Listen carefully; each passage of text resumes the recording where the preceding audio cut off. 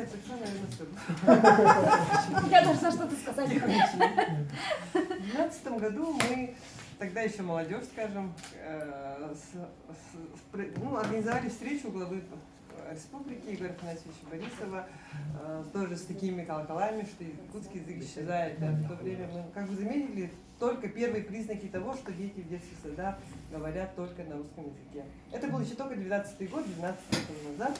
Игорь Афанасьевич тогда нам сказал: вы зачем трубите в колокола такое, потому что, видите, очень много кино, да, журналы, НВК Саха, много певцов, фильмы. Их, очень много их смотрят, читают.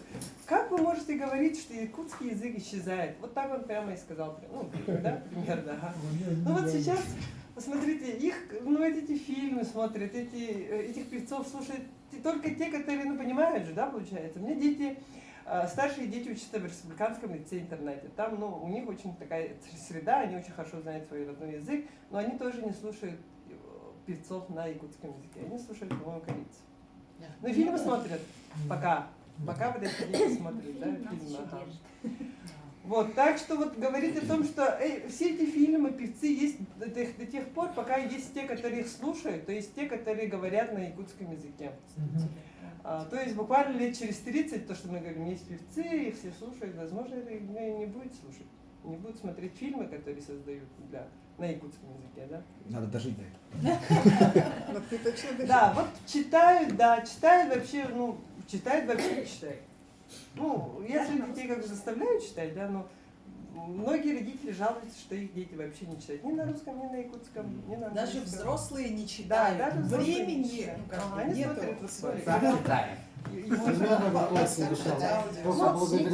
Но время это, конечно, такая причина. Вот я со всеми с вами в принципе согласна, но я думаю, что чтобы сохранить якутский язык, да, вообще в целом все языки, мне кажется, мы не должны ждать ни школы, ни детские сады, потому что в детский сад я отдаю якутско-говорящего ребенка, он у меня приходит вечером и говорит только на русском языке, и говорит: мне так удобнее, мне легче, мама, я не хочу говорить на якутском языке, это самый младший ребенок, да, получается, но я его заставляю все равно. Поэтому я думаю, что вот нам, вот тут же сидят люди интеллигентные, да, с высшим образованием. Относительно. Якобы.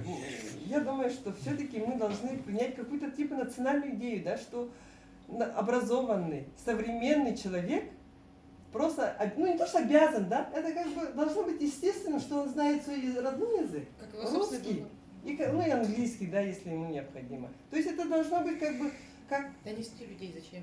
Да, это должно быть как бы, просто как национальная идея, что я Сахала, я просто это не то, что это, естественно, да, что я должна знать свой родной язык, то или иной стиль.